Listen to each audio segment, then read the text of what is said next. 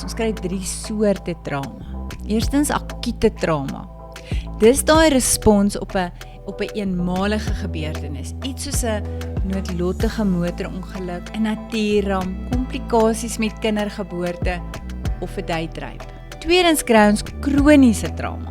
Dit is 'n langtermynrespons op uitgerekte of herhaalde gebeurtenisse, byvoorbeeld waar jy dalk die slagoffer was van 'n geboelery op skool, of blootgestel is aan konstante rasisme, of pornografie, of 'n ma of pa, hulle was alkoholiste, of jy is seksueel mishandel.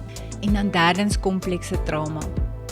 Dit is die resultaat van 'n reeks traumatiese ervarings soos verwaarlosing, wreedheid of geweld van ouers, of gewoon om in vrees groot te word.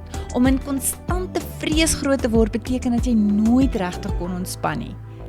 Jy het geleer om altyd op jou hoede te wees vir 'n stemtoon, 'n voetstap, 'n deur wat klap. Jy het geleer om mense se gesigte te lees voordat hulle iets sê, want jy moes weet of jy veilig is.